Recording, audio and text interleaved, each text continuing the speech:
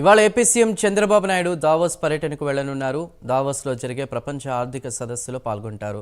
ఆంధ్రప్రదేశ్లో వనరులు, పరిశ్రమల స్థాపనకు అనుకూల పరిస్థితులను వివరించి పెట్టుబడుల సాధనకు పారిశ్రామికవేత్తలను ఆహ్వానించబోతున్నారు.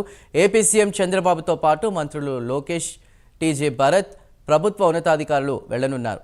తొలి రోజు రాత్రి పలువురు పారిశ్రామికవేత్తలతో డిన్నర్ మీటింగ్లో సీఎం పాల్గొంటారు. తరువాత ArcelorMittal ఎగ్జిక్యూటివ్ చైర్మన్ లక్ష్మీ మిట్టల్తో ప్రత్యేక సమావేశంలో పాల్గొంటారు. మరిన్ని డీటెయిల్స్ ని మా ప్రతినిధి శ్రీనివాస్ అందిస్తారు. శ్రీనివాస్.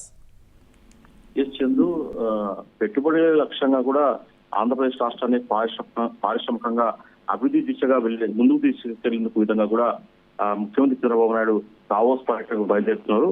ఆయన ఈ రోజు సాయంత్రం 4 గంటల ప్రాంతంలో కూడా ఇక్కడ అమరావతి నుంచి కూడా ప్రత్యేక విమానంలో ఢిల్లీకి బయలుదేరి వెళ్తారు. అక్కడ నుంచి ఢిల్లీ నుంచి కూడా ఈ రోజు రాత్రి అంటే తెల్లవారుజామున 1 గంట ప్రాంతంలో కూడా ఆయన దావోస్ పర్యటనకు బయలుదేరి వెళ్తారు.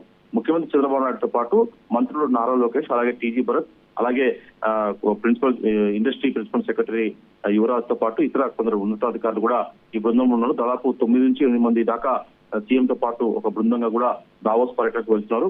దావోస్ లో దాదాపు 4 రోజుల పాటు సీఎం చంద్రబాబు దావోస్ పర్యటన కొనసాగుతుంది. ప్రధానంగా చూసుకుంటే వరల్డ్ ఎకనామిక్ ఫోరం ఆధ్వర్యంలో జరిగే ఒక ప్రపంచవ్యాప్త పారిశ్రామికవేత్తల సదస్సులో కూడా ముఖ్యమంత్రి చంద్రబాబు నాయుడు హాజరు కాబోతున్నారు. ఆయన ఇక్కడ రాష్ట్రానికి సంబంధించి కూడా ఏదైతే పెట్టుబడులు పెట్టే విధంగా కూడా ఈ 4 రోజుల పర్యటన కూడా దావోస్ పర్యటన కూడా కొనసాగే అవకాశం ఉంటుంది. ప్రధానంగా రాష్ట్రంలో ప్రభుత్వం అందిస్తున్న పారిశ్రామిక పాలసీ కావచ్చు, ఇండస్ట్రీ పాలసీ కావచ్చు, ఇక్కడ రాష్ట్రంలో ఉన్న వనరులు కావచ్చు, మానవ వనరులు, అలాగే సముద్ర తీర ప్రాంతము తదితర అంశాలను కూడా ఇక్కడ రాష్ట్ర ప్రభుత్వం పారిశ్రామికంగా ఎలాంటి సహాయ సహకారాలు అందిస్తుందో, ఇక్కడ ఎలాంటి వనరులు ఉన్నాయని చెప్పేసి కూడా ఆయన అక్కడ ప్రపంచ స్థాయి వేదికగా కూడా ఇక్కడ రాష్ట్రం గురించి చెప్పే అవకాశం ఉంటుంది. ఈ 4 రోజుల పర్యటన కూడా అతను ప్రపంచ స్థాయి దిగ్గజాలతో కూడా భేటీ అయ్యే అవకాశం ఉంటుంది. ప్రధానంగా చూసుకుంటే ArcelorMittal executive chairman Lakshmi Mittal తో కూడా చంద్రబాబు నాయుడు ప్రత్యేకంగా దావోస్ పర్యటనలో కూడా భేటీ కాబోతున్నారు.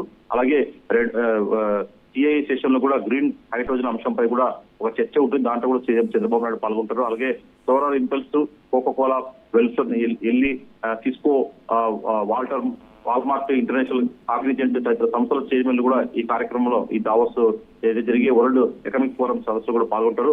అక్కడ ఆ సంస్థ సీఈఓలతో కూడా జరిగే సమావేశాన్ని కూడా యుఏఈ ఎకానమీ మంత్రి అబ్దుల్లా బిన్ తో కలిసి కూడా చంద్రబాబు ఆ కార్యక్రమంలో పాల్గొంటారు. వాళ్ళతో భేటీ అవుతారు. రాష్ట్రంలో పెట్టుబడి పెట్టేందుకు కూడా వాళ్ళని ఇక్కడికి రాష్ట్రానికి ఆహ్వానించే అవకాశం ఉంటుంది. అలాగే ఎనర్జీ ట్రాన్స్మిషన్ చర్చల్లో కూడా సీఎం చంద్రబాబు పాల్గొంటారు.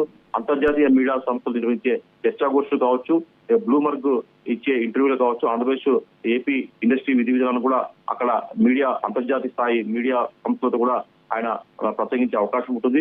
3 రోజుల్లో కూడా అగ్రశ్రేణి పారిశ్రామికవేత్తలు కూడా సీఎం సమావేశం కానున్నారు.